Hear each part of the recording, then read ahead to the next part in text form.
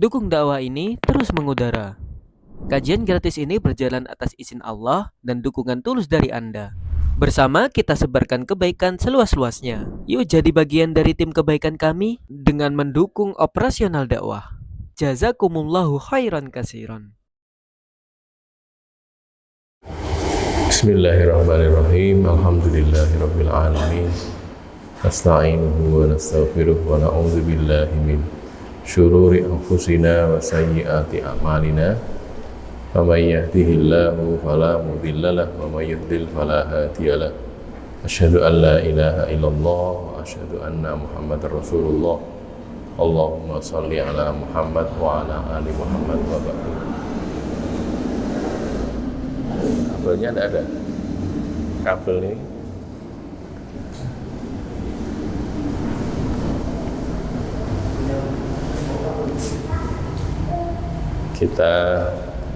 kajian kita pada 6 Juli yang lalu ini ya, awal bulan yang lalu sampai nomor 10 nih di catatan saya.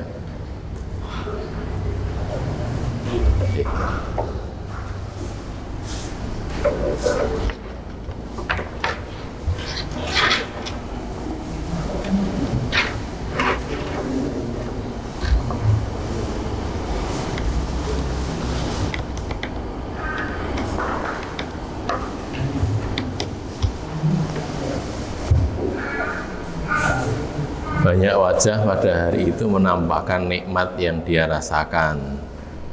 Jadi di sini kan wujuhu yauma idzin na'imah. Di ayat yang ke-8 nggih. Banyak wajah pada hari itu na'imah, menampakkan nikmat. Lisa'iha radiyah, karena dia itu ridho dengan amalannya. Lisa'iha radiyah. Terus di mana dia berada? Fi jannatin aliyah, di surga yang tinggi. Surga itu dikatakan tinggi karena bila dibandingkan dengan neraka. Jadi kalau dia memang jannah itu seperti pernah kita pelajari ya, tingkatannya kan darajat. Darajat itu naik ke atas gitu. Kalau neraka itu darokat namanya, turun ke bawah. Jadi neraka yang paling mendingan ya, bukan kok enak enggak, ya tetap susah, tapi yang paling ringan kesusahannya itu yang tingkatan paling atasnya, yang paling berat, yang paling bawah gitu. Jadi semakin ke bawah, semakin berat, paling bawah sendiri bidarkil asfali minan nar, itu orang munafik. Innal munafikina bidarkil asfali minan nar, kan gitu ya. Lah kalau jannah itu tingkatannya naik gitu, maka sebutnya darajatun, naik ke atas gitu. Maka di sini dikatakan fi jannatin aliyah, di jannah yang tinggi. Di jannah itu la tasma'u fiha laghiyah. Dia tidak mendengar pada jannah itu laghiyah, omongan yang sia-sia, yang lagho. Tidak terdengar ucapan yang sia-sia, sebagaimana pada ayat berikut ini di surat Maryam ya, surat yang ke-19 ayat yang ke-62. Oh, salah ya. Ini bukan Maryam harusnya ya. Harusnya Al-Waqiah gitu, benar ya. La yasma'una fiha lahwan illa salama. Oh, betul Maryam ya. La yasma'una fiha lahwan illa salama. Mereka tidak mendengar di dalam jannah itu lahwan, ucapan sia-sia, tapi yang terdengar adalah salam, ucapan yang bagus, yang selamat gitu. Jadi perkataan kotor, perkataan jorok, perkataan jelek itu tidak terdengar di jannah. Misuh-misuh itu enggak ada di jannah. Adanya perkataan-perkataan yang menyenangkan, yang baik gitu ya. Terus di surat Tur itu surat yang keberapa? Surat keberapa gitu ya? Di juz 27 gitu ya. La lahun fiha wala ta'sim, tidak ada kesia-siaan di sana wala ta'sim, dan tidak ada dosa. Bapak-bapak, ibu-ibu, saudara-saudara sekalian, orang berada di tempat yang menyenangkan, enak itu, sejuk, makanan banyak, tapi omongannya itu kotor gitu. Di situ tuh omongannya, maaf, ndak miso, ya apa, mengejek orang, menghina orang, atau bertengkar, itu kan tidak enak ya. Jadi kondisi yang enak itu ketika omongan tidak enak jadi tidak enak itu, kan gitu. Maka di jannah itu terhindar dari itu. La tasma'u fiha laghiyah, ucapan yang sia-sia saja tidak ada, apalagi ucapan yang dosa, gitu ya. La laghun fiha wala taksim, sia-sia, omongan yang tidak ada manfaatnya itu saja nggak ada di sana, nggak ada, apalagi yang dosa gitu. Sebaliknya di neraka orang saling melaknat kan, laknat ukhtaha, jadi orang datang melaknat yang datang baru melaknat yang lama, yang datang lama melaknat yang baru kan gitu. Itu di neraka ya. Nah, di sana tidak begitu. Atau di surat Al-Waqiah, ini yang terakhir ya, surat Al-Waqiah surat ke berapa itu, di juz 29 27 juga ya, di 27. La yasma'una fiha lahwan wala ta'thima illa qilan salaman salama. Mereka tidak mendengar di jannah itu lahwan, kesia-siaan, wala ta'tsiman, dan tidak juga dosa, perkataan dosa, illa kecuali qilan, perkataan salaman salaman, salam salam gitu loh, omongan yang baik, omongan yang selamat dari kesia-siaan, selamat juga dari dosa. Maka karena ahlul jannah itu kayak gitu, maka cara mencapainya juga dengan omongan yang baik, kan gitu loh. Nabi itu lam yakun Rasulullah SAW fahishan wala mutafahishan. Nabi itu bukan orang yang berkata kotor, berkata keji, dan juga bukan orang yang biasa berkata keji, berkata apa jelek, misuh-misuh, itu tidak pernah Nabi gitu ya. Maka kita supaya mengikuti Nabi gen selamat bersuarga juga gitu, omongan itu dijaga, jangan omong kotor, jangan omong kasar, jangan menyakiti hati orang. Kadang-kadang kita sengaja orang itu nggih, sengaja seorang, tapi perkataannya itu nyelekit gitu loh, menyakiti hati orang. Loh, jangan. Nabi itu menjaga diri supaya beliau tidak dijauhi orang ittiqa'a fuhsyih, itu istilahnya ya. Ittiqa'a fuhsyih, dikhawatirkan kekotoran omongannya. Aku nek cedak kae mesti nek dipisui, apa dilokke, apa diomongi nyelekit kan gitu kan. Jangan. Orang seburuk-buruk orang, kata Nabi, syarrun nas itu adalah mantarokahun nas ittiqa'a fuhsyih. Seburuk-buruk orang adalah orang yang dijauhi orang lain karena takut kekejian omongannya, omongan kotornya itu. Nah, di sebagian tradisi, omong misuh itu sudah biasa banget gitu loh, kan gitu ya. Kalau untuk orang-orang yang biasa dijaga omongannya itu kan, Yon Sewu, mengatakan kotor itu izin gitu loh, malu gitu. Jadi di sebagian kalangan di Solo sini nyebut anjing itu dengan ASU itu malu gitu, izin gitu loh, karena itu jelek gitu. Padahal ya namanya itu kan memang bukan kok misuh loh, bukan orang dipisui dengan itu, bukan, nyebut namanya itu loh. Nah gitu, maka terus muncul kalau ndak guguk, segawon gitu ya. Segawon itu ya itu kan sebenarnya kayak di sini tuh loh ya, ada enek kewan iso dibasak karo basake kromo itu ya, salah satunya segawon itu tadi gitu ya. Kok enek segawon itu sego loh, bukan loh ya. Wong canom mungkin enggak tahu segawon itu apa. Segawon itu ya anjing itu gitu. Jadi kalau sebagian kalangan begitu, walaupun ini bukan karena Islamnya sebenarnya, tapi karena istilahnya menjaga derajat kedudukan dia, sehingga tidak mengatakan omongan yang kasar. Padahal itu bukan untuk misuh, bukan, itu saja malu gitu ya. Jadi kalau kita terbiasa begitu, maka kita akan untuk mengatakan kotor itu dan betul-betul sulit sekali gitu. Karena apa ya? Karena tadi biasa berkata sopan. Contoh lain nggih, contoh lain ben ora iso misuh niku basa. Nah itu sing angel itu. Basa krama nggih. Nek wong nek basa krama apa iso padu itu? Ndak bisa padu. Kita coba nggih. Praktek gitu. Nganggo basa krama, nek perlu krama inggil, nek iso lho nggih, nek iso. Terus padu gitu, iso ora gitu. Nek iso padu. Padune dadi lucu gitu. Karena lebih wong basane krama kan gitu teh. Sehingga itu kan perkataan ya. Jadi sebenarnya kita di Jawa sini ini ada cara untuk menjaga begitu tuh ada gitu. Jadi enek basa ada basa moko, enek basa krama, ada krama inggil kan gitu tuh ya. Sampai yang tingkat yang tertinggi itu kan ada. Artinya apa? Untuk menjaga, bukan kok untuk kejawennya bukan, tapi itu salah satu cara ya untuk menjaga kita perkata-perkata yang baik. Sudah. Berikutnya fiha ainun jariyah. Di dalam jannah itu ada mata air yang mengalir. Ya tentunya mata air mesti ya mengalirkan air gitu. Tapi ini sekedar sebagai penguat ainun jariyah. Ain itu sudah mengeluarkan air, jariyah juga terus mengalirkan air. Lafal ain disebutkan secara nakiroh, bukan al-ain tapi ain, ainun tanpa alif lam ya. Yang pernah belajar bahasa Arab kan, kalau yang ma'rifat pakai alif lam, al-ainu gitu kan.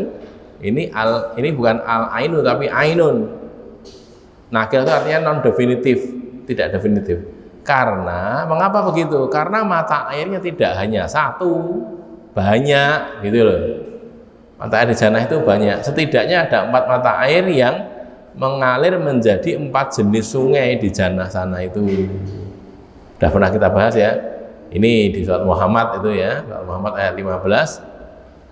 Mathalul jannatil lati wa'idal muttaqun. Perumpamaan surga yang disediakan, dijanjikan untuk al-muttaqun, orang-orang yang bertakwa.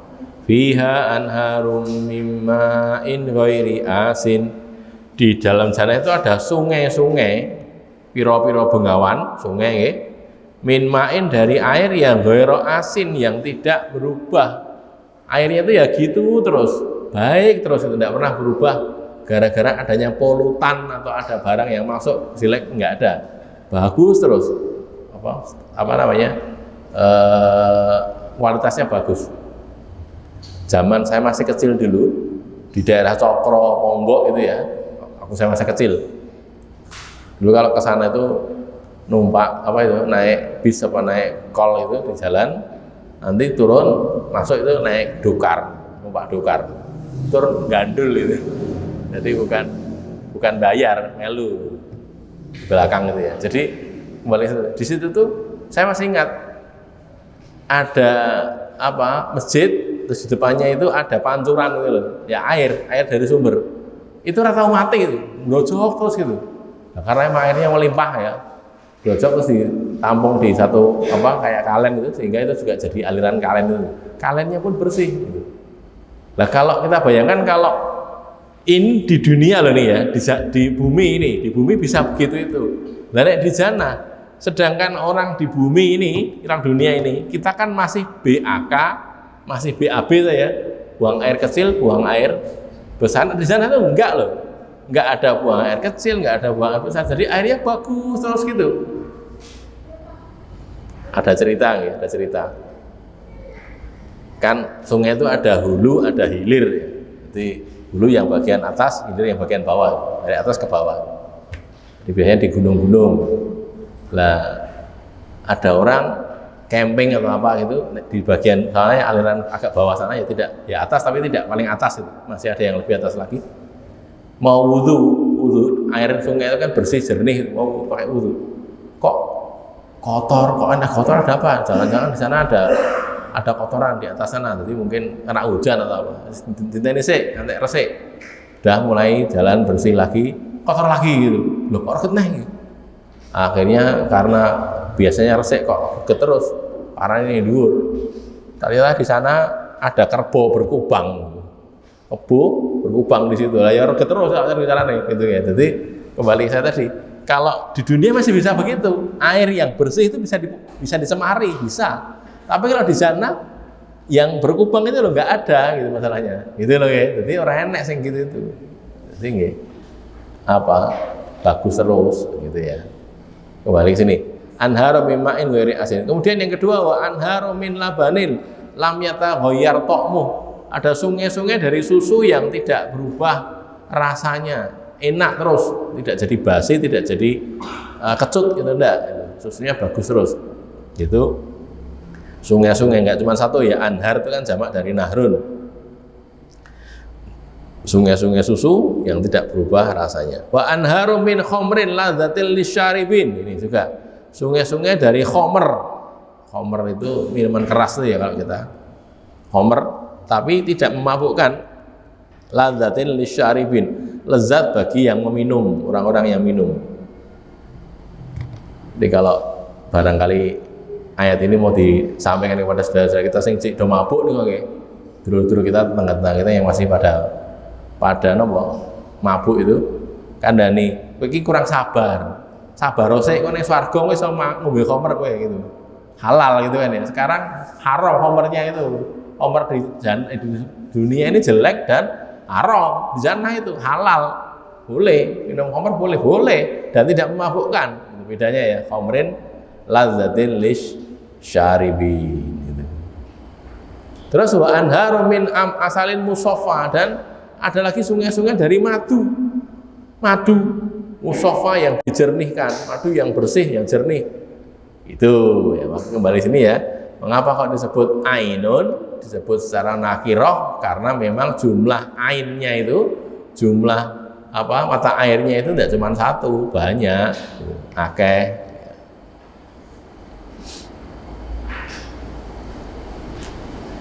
Kemudian fiha sururun marfu'ah. Nah, ini di sana itu ada dipan-dipan yang marfu'ah, yang ditinggikan. Lajana memang tinggi, dipannya juga tinggi gitu, tempat-tempat tengok-tengok itu. Jadi kalau dipan itu kan kayak ranjang gitu ya. Orang tengok-tengok di situ mungkin sambil selonjor gitu, sambil bersandar, sambil menjulurkan kaki gitu ya. Nyantai sambil ngelihat. Jadi kalau orang-orang di dunia sekarang ini kan modelnya munggah pucuk gedung tinggi gitu kan ya, nanti di atas sana itu ada bagian ndelok ngisor ndelok kita dhuwur gitu kan ya. Lah ini jannah juga seperti itu, lebih bagus daripada yang di dunia ini gitu ya. Luwih apik tinimbang ning dunya. Orang sekarang tuh jane nggih pripun nggih, nek orang zaman dulu, zaman kita masih muda dulu ya, kalau masih ingat itu. Kan tidak toh, wong dolan mau pengen pengen difoto, subhanallah. Sekarang ini gitu tuh. Kan gitu ya, ada selfie, ada selfie nama-nama jadi bareng-bareng itu. Terus sing ditawake iki silahkan berkunjung ke ini tempat kami ini. Ada spot foto yang bagus gitu, subhanallah. Lah guru ngono tok iki opo gitu. Ado-ado tekan kono iki arep foto masyaallah. Nek cara hitung-hitungan kita loh ya, dohir itu, hambok wis foto nih golek ning internet gitu ya, template foto kita template itu kan bisa, di crop itu kan iso to gitu. Rasa ado-ado gitu. Kita foto di mana? Foto di depan Menara Eiffel, iso itu. Menara Eiffel, fotonya itu kita masukkan di situ, klek, terus dibuat istilahnya nomor itu, di desain ngangge foto itu jadi apa? Template kan bisa tuh ya. Ning kan ngapusi lho. Ya memang ngomong iki gawe-gawean, ora ngapusi gawe memang gawe-gawean gitu. Gitu ndak ado rono ge arep foto. Tekan mana itu? Masjidil Haram ki ya mboten. Kok arep umroh iki ngopo to, Mas? Gene iso foto ning kono, masyaallah. Arep foto gitu. Itu juga dicela juga ya oleh ulama sana. Jadi satu-satunya atau mungkin bukan satu-satunya, yang termasuk yang paling apa istilahnya itu paling mengganggu orang di sana itu orang-orang Indonesia. Gara-gara apa? Tawaf itu nopo orang mau difoto, di video gitu. Napa nek jenenge? Vlog nggih. Napa jenenge? Pakai dadi sambil saya sedang tawaf nih ya delok kayak gitu. Lah wong ibadah kok di ngono ki pripun nggih. Nek cara nabi enten wae didukani nabi ya iki. Kowe iki ngopo le? Malah kaya ngono kuwi. Orang ibadah malah gur nyoting-nyoting video. Ya jangan gitu maksud saya. Jadi kita ini kadang-kadang seperti itulah. Sekarang zamannya masih begitu. Kalau kita bisa mengingatkan, kita ingatkan. Jangan seperti itu. Artinya apa? Jadi tidak ada manfaatnya lagi. Apalagi kalau masalah ibadah. Saya kembali ke sini tadi, sururun marfu'ah, dipan yang tinggi, kemudian akwabun maudhu'ah. Akwab itu jamak dari kub. Kub itu artinya cangkir atau gelas, yang biasanya akwab itu adalah, kub itu biasanya cangkir atau gelas yang ada isinya. Gitu loh, eneng isine disebut kub kalau ada isinya. Akwabun maudhu'ah, diletakkan, disiapkan ada isinya. Wa namarik, namarik itu bantal-bantal, numrukoh, bantal yang masfufah, yang disusun rapi gitu. Wa zarobiyu mabsusah, ya zarobiyu permadani, mabsusah yang dihamparkan, yang disusun dengan bagus gitu. Jadi ada dipan-dipan, ada gelas-gelas yang terisi dengan air atau apa yang diinginkan situ ya, minuman-minuman yang mahal, bantal-bantal yang tersusun dengan rapi, dan ada permadani di situ. Nah, itu gambaran keadaan jannah. Ada permadani terhampar, ada bantal yang tersusun rapi, itu adalah gambaran kenikmatan. Sebenarnya lebih bagus daripada ini, janjane itu loh. Cuman kan manusia dikei gambaran sesuatu yang belum pernah dia lihat, kan susah itu.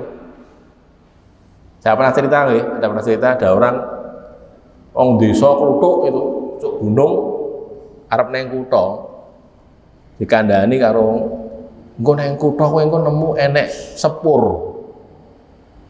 kereta api itu lho, sepur. Terus wong desa tadi takok, sepur iki piye to Kang? Sepur iki piye? Diterangne ngene. Aku ora mudeng Kang. Iki to kuwi. Dijawab ngene lho ya. Pokok men sepur kuwi ireng, siji ireng. Sing nomor loro gede, sing nomor telu kebul.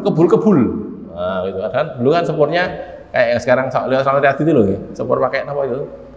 Pakai kayu itu loh ya, pakai kayu atau pakai batu bara yang ada apa namanya? Cerobongnya itu kan.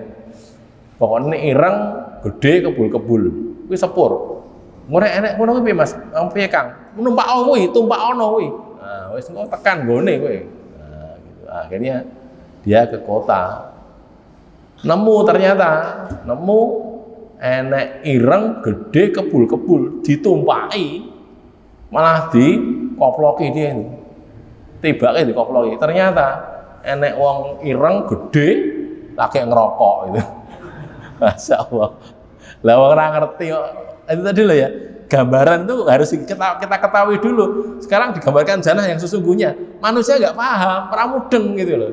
Harus gambarkan yang mendekati, ada dipan, ada gelas. Gur gelas beda, ning dunya beda. Lah sing kaya apa? Nek digambar kita tenan ra mudeng kita. Lho gitu loh. Karena enggak ada di dunia ini. Untuk menerangkan sesuatu yang di dunia enggak ada itu bagaimana? Nah, itu tadi makanya dimisalkan itu loh ya. Ada permadani, ada bantal. Oh, bantalnya enggak kayak bantal dunia, permadaninya enggak kayak permadani dunia gitu loh. Dipannya tidak seperti dipan yang kita ada kita. Gitu semuanya tuh enggak sama semuanya.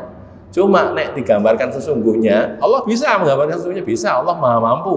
Cuman manusia tidak paham. Itu tadi loh, kayak ireng lemu ireng gede kebul tadi loh. Keliru terus disedane. Iru lah karena apa? Enggak pernah terpikir. Sepure kayak ngono tahu, weruh tahu. Terus gambarnya kita lah. Kita mungkin zaman dulu ya, dulu kala belum tahu ngerti motor mabur itu. Apa? Pesawat terbang, belum pernah lihat. Terus diterangkan orang, pesawat terbang itu gini. Kan gambaran kita bisa salah tuh ya. Keliru bisa itu. Itu mudeng, ya mudeng, barang delok, jebule kaya ngono. Beda karo sing tak bayangke. Lho kan gitu. Karena apa ya? Karena memang belum pernah lihat. Sama dengan ini juga. Jangan ada kemudian orang yang oleh gur dipan, oleh gur gelas, oleh gur permadani, lo beda dengan yang di dunia gitu. Ini digambarkan begini agar orang tahu, bisa memahami, oh maksudnya gitu toh. Nah gitu loh. Walaupun tentunya berbeda memang. Terus berikutnya, afala yanzuruna ilal ibili kaifa khuliqat. Nah, ini sekarang berpindah tentang keadaan alam. Tadi keadaan jannah ya. Tidakkah mereka itu melihat, afala yanzuruna, tidakkah mereka melihat ilal ibil, ke unta. Al ibilu itu unta, ibilun ya. Kaifa khuliqat, bagaimana dia diciptakan. Unta itu makhluk yang menakjubkan. Semua makhluk sebenarnya menakjubkan, teman kita sekarang bicara unta ya. Dia memiliki kekuatan yang sangat kuat tapi lembut, tidak mau dibebani dengan muatan. Mau dan mau dikendalikan oleh penunggang yang lemah. Bahkan dimakan dagingnya, diminum susunya, dimanfaatkan kulitnya. Unta itu kendaraan yang betul-betul didesain untuk padang pasir. Kalau kita belajar apa sih ilmu apa namanya, ilmu biologi ya, ilmu tentang makhluk hidup itu kita dapati dari kakinya dulu. Kakinya itu enggak seperti kaki binatang-binatang umumnya. Kakinya unta itu bisa mencengkeram gitu. Jadi ini kan pasir itu kan labil ya, orang bisa kepleset kan. Tapi kalau unta tidak, karena kakinya itu selalu nyengkrem kayak tangan gitu loh, nyengkrem di padang pasir itu, tidak mudah selip itu, tidak mudah selip. Kemudian naik ke atas, unta itu binatang yang bisa menyimpan air, gitu. Dia kalau minum air itu akeh banget. Kalau kita barangkali masih ingat ya, ada unta Nabi Soleh itu. Unta Nabi Soleh itu sedino ini digo totok itu. Nanti sedino berikutnya digo penduduk sak desa itu, Adian itu. Sedino sumur itu hanya untuk unta saja. Cuma di hari di mana unta itu menghabiskan air, mereka dapat susu unta, begitu loh, dijeli susu. Untanya diperah susunya bisa untuk mencukupi kaumnya Nabi Soleh itu tadi, gitu. Di saat itu. Tapi kalau di hari itu, sing ngombe mau untanya tok, jadi kita bisa bayangkan, wah kayak banget ya minumnya itu, banyak sekali. Tetapi dia bisa nyimpen air. Jadi kalau barangkali anatomi tubuhnya ya dibuka gitu. Di dalam tubuhnya ada kantong-kantong air gitu. Sehingga kalau dia minum sekali sedot itu banyak sekali, tapi tidak dikeluarkan, tidak kemudian keluar dalam bentuk kencing semua, ada yang disimpan di dalam tubuhnya itu, begitu. Dan ini bermanfaat kalau di padang pasir, orang gampang dehidrasi, kan gitu ya, kehabisan air. Mungkin dia kena panas, bagian airnya menguap, tapi masih ada air di dalam tubuhnya itu, sehingga selamat dia, gitu. Itu unta. Okay. Bedanya dengan binatang-binatang yang lain. Terus dia itu kuat, unta itu kuat banget. Cuma kekuatan unta yang kayak begitu itu bisa kalah oleh manusia.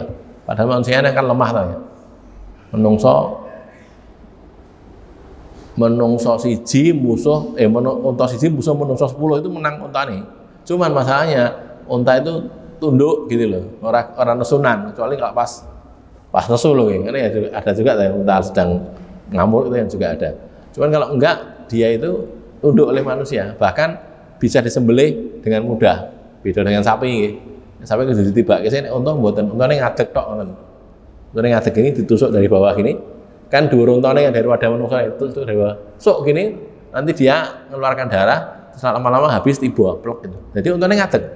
Tidak usah dijatuhkan dulu kalau mau menyembelih unta. Makanya bilangnya kalau unta itu nahar, bukan zabah. Kalau zabah kan gini, nahar ditusuk ini. Di sini ditusuk itu pakai pedang atau pakai apa itu, sudah nanti ditinggal lungo, lama-lama mati, kehabisan darah. Itu unta, gitu loh ya. Kalau kita mendalami itu, kita akan jadi tambah beriman. Afala yanzuruna ilal ibili kaifa khuliqat. Bapak-bapak, ibu-ibu saudara sekalian, kalau kita belajar ilmu biologi, terutama apa itu berarti zoologi, kalau botani kan tentang tumbuhan ya, kalau zoologi tentang binatang, basisnya itu Quran gitu loh. Saya ini disebut onto, ayo sinau onto, nah gitu. Biologi dikerahkan, dipakai untuk itu. Maka nanti kita akan mendapati ilmu-ilmu pengetahuan ini akan sampai kepada ujungnya. Ujungnya itu apa tuh? Mengesahkan Allah, gitu loh. La ilaha illallah. Jadi sinau apa wae ilmu pengetahuan ya, itu kembali sampai ke sana itu. Lah cuman masalahnya sekarang ini sayangnya itu dipisahkan. Wong nek sinau zoologi, biologi ki ya ahli biologi. Nek ngene iki sinau ini ahli Quran. Beda. Bukan gitu sebenarnya. Enggak loh. Kita belajar Quran itu jadinya akan bisa tahu ilmu-ilmu itu. Nek gelem sinau gitu. Tergantung kita apa istilahnya passion ya, minatnya itu kemana, ke arah mana gitu. Kalau ke arah itu nanti akan menemukan hal-hal yang baru gitu.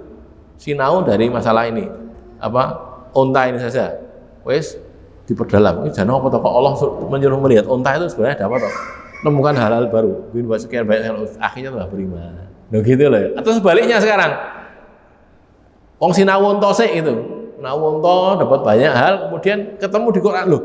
Quran suruh begitu. Wah ini berarti benar ini. Kalau gitu saya jadi mau belajar Quran. Balik itu, yang ini tadi dari Quran ke arah sana, dari situ ke arah Quran sama saja. Baliknya juga ke situ. Nah ini ya. Maka sekarang kita punya tugas ini, punya tugas. Ayo kita sadarkan saudara-saudara kita yang di sana, yang di luar sana, yang belum ngaji itu, kita sampaikan ngilmu nih Quran ini ora kok terpisah karo ilmu-ilmu matematika, biologi, fisika, apalagi bahasa, sosial, enggak terpisah loh. Itu satu sebenarnya, ilmu Allah semuanya gitu. Jadi kita belajar apa saja, nek caranya benar ketemu dengan ini juga, ketemu dengan la ilaha illallah juga. Begitu kalau caranya benar. Biologi kah, fisika kah, matematika kah, semuanya akan sampai ke sana. Masalahnya tadi kita tidak dibuat untuk seperti itu, dipihake. Sing iki pelajaran biologi aja ngrembug Quran. Lho kok aja ngrembug Quran? Ya justru Quran itu mengajarkan itu kok. Gitu loh ya, mengajarkan hal yang seperti itu kok. Jangan dipisahkan. Ini juga kaitannya dengan itu. Wallahu a'lam bishawab. Sebelum lanjut, ada pertanyaan dulu barangkali. Biar enggak ngantuk nih. Sampai sini ya. Pertanyaan dulu. Kita masih punya waktu 10 menitan ya. Tidak ada. Lanjut ya. Wa ilas sama'i kaifa rufi'at. Yang kedua, dari ibil, unta, sekarang langit. Langit itu juga menakjubkan. Menakjubkannya gimana? Bagaimana dia ditinggikan secara sempurna tanpa tiang. Tanpa tiang, baik betul tidak ada tiangnya atau ada tiangnya tapi nggak kelihatan. Bi ghairi amadin tarawnaha. Itu ya ayatnya ya. Jadi Allah meninggikan langit tanpa tiang yang kalian melihatnya. Itu tafsirannya kan dua. Jane eneng cagake ning ora ketok, gitu ya. Atau memang renek cagake. Dua-duanya itu kan menakjubkan itu. Misalnya enek cagake ning ora ketok, itu juga menakjubkan. Langit gede semua, ambane semua orang enek cagake. Itu menakjubkan. Yang kedua, yang bigawari amat memang tidak ada cagak sama sekali. Satunya ada tapi nggak kelihatan, itu menakjubkan. Satunya tidak ada, itu juga menakjubkan, sama-sama menakjubkan. Luar biasa gitu loh ya. Lah nanti ayat-ayat seperti ini sebagian orang ada memahami, jadi memang bumi ini yang ngisor, langit ini yang dhuwur gitu loh. Tidaknya terus jadi itu yang sebagian saudara kita berpendapat, atau bukan saudara kita, jam ulama juga ada yang berpendapat gitu. Bumi itu datar, jadi ombo ini orang bundar gitu, tidak kayak bola tapi dataran gini terus atasnya itu langit ini bumi gitu, ombo banget, itu kayak ambane bumi ya ambane langit itu ombo banget, gitu ya. Sebagian memahami seperti itu. Wallahu a'lam bishawab. Kembali ke sini, kalau yang berpendapat buminya itu bundar, ya berarti di semua bumi itu sekitarnya itu semuanya langit gitu. Walaupun ada benda-benda yang langit yang lain, tapi di sini langit semua langit itu. Jadi langitnya juga bentuknya jadi bundar, jadi bulatan gitu. Jadi menutup di seluruh tempat. Kalau kita di bumi, kita naik mengangkat tangan ke atas dalam keadaan cerah, siang hari kelihatan langit, gitu ya. Bukan dalam keadaan mendung kelihatan langit, itu gitu. Terus berikutnya wa ilal jibal, ke gunung-gunung. Jibal jamak dari jabal. Wa ilal jibali kaifa nusibat, bagaimana gunung itu ditegakkan, dipancangkan. Ini juga sama. Nek cara orang geologi belajar tentang gunung itu, teknologi kegunungan, vulkanologi ya, ilmu tentang gunung itu mereka akan ketemu juga dengan kekuasaan Allah. Kalau bener cara belajarnya. Ini karena dipisah-pisahkan tadi. Iki sinau vulkanologi loh ya. Ojo bukan Al-Qur'an, ojo bukan hadis loh, kok keliru nek ngono. Keliru, salah itu. Justru belajar ini itu supaya balik ke sana, balik kepada Quran, balik kepada hadis gitu. Atau sebaliknya, belajar hadis paham gitu, terus belajar itu juga baik juga, pada apike gitu. Karena itu juga ilmu kok. Di bagaimana dia dipancangkan sehingga bumi itu tidak guncang, tidak berguncang gara-gara ada gunung-gunung itu. Allah juga menjadikan banyak manfaat pada gunung, menstabilkan keadaan bumi ini. Ada yang bagian atas, ada yang bagian bawah. Itu bukan mung tinggu munggah tok, boten nggih. Kok enek gunung apa gen iso diunggahi? Bukan hanya itu saja, banyak sekali manfaatnya. Saudara kita di Merapi sana, sudah, itu kan mereka yang pernah kita datangi di daerah Sangkringan itu ya.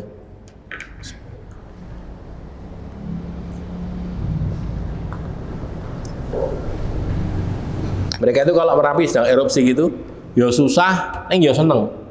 Loh kok susah, kok seneng kenapa? Susahnya karena dia harus mengungsi, senengnya karena nanti sesudah itu tuh subur banget. Subur banget. Ketika ada erupsi gitu, semua mati, pohon-pohon mati.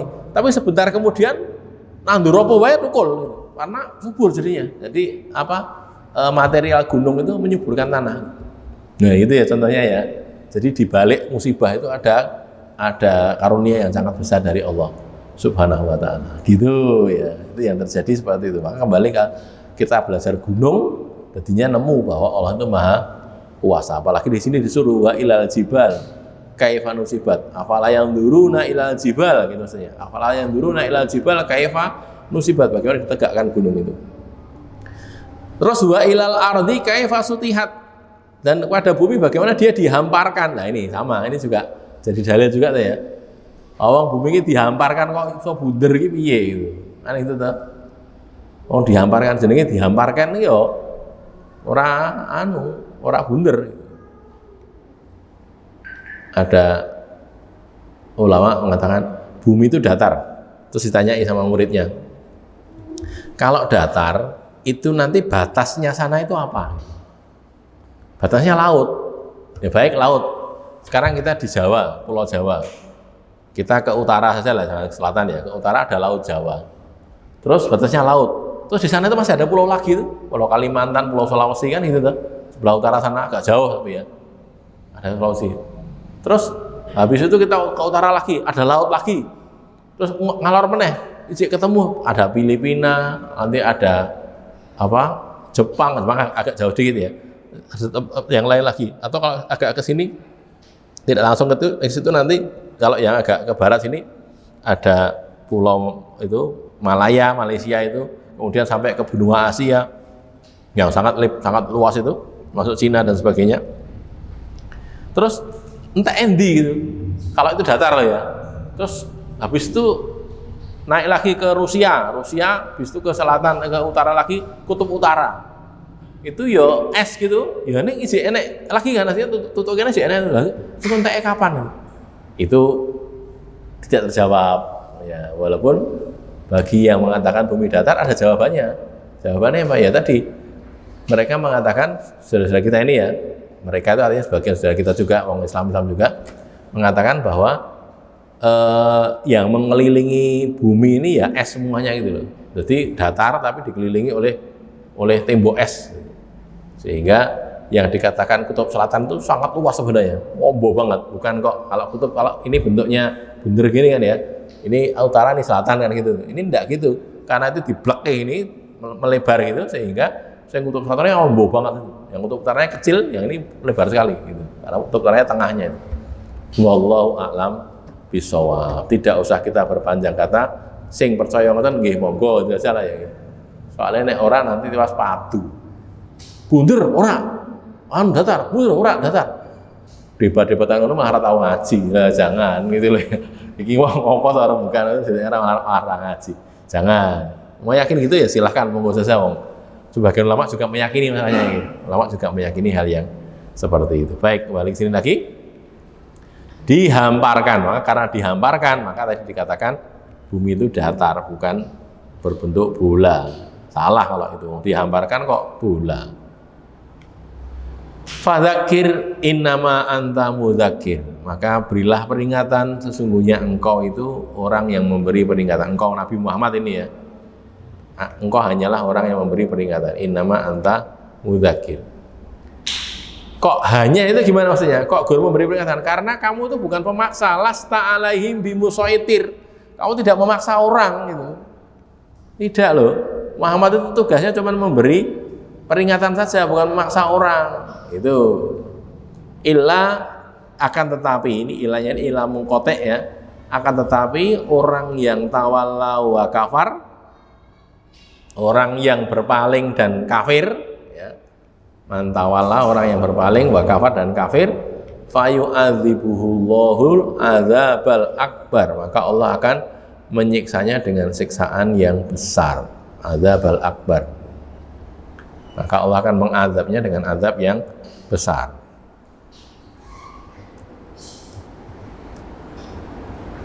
Inna ilaina iyabahum, sesungguhnya kepada kami iyab mereka. Iyab itu tempat kembali, balik ya, pulang ya. Ayibun itu kan orang-orang yang pulang ya. Summa inna alaina hisabahum, kemudian kepada kami atau wajib atas kami, kewajiban kami menghitung mereka, menghisap mereka. Hisab mereka itu atas tanggungan Allah Subhanahu wa ta'ala. Allah yang akan menghisap mereka. Jadi ini di akhir-akhir ayat ini Nabi diingatkan, Nabi itu sekedar memberi peringatan, bukan memaksa. Lah kalau Nabi saja begitu, apalagi kita, bapak-bapak, ibu-ibu, saudara-saudara sekalian, maka kita bisanya ngejak. Ayo nglakoni agama sing bener gitu, ngejak tok. Ora gelem ya wis, ndak bisa maksa kok. Ini kan makiyah ya, ayat surat makiyah. Zaman dulu memang tidak bisa dipaksa, tapi ketika Madaniyah Nabi punya kekuatan dipaksa. Abu Islam apa rawe, ragelem, bayar jizyah, ragelem, perang, oh gitu. Madinah, gitu. Sekarang enggak, Mekah enggak begitu. Lasta alaihim bimusaitir illa man tawalla wa kafar fa yu'adzibuhullahul adzabal akbar. Baik, sampai di sini yang bisa saya sampaikan. Sebelum saya akhiri, barangkali ada pertanyaan? Mbak menawi wonten? Sekap nggih. Qul qouli hadza astaghfirullah li wa lakum alhamdulillahirabbil alamin. Dukung dakwah ini terus mengudara. Kajian gratis ini berjalan atas izin Allah dan dukungan tulus dari Anda. Bersama kita sebarkan kebaikan seluas-luasnya. Yuk jadi bagian dari tim kebaikan kami dengan mendukung operasional dakwah. Jazakumullahu khairan katsiran.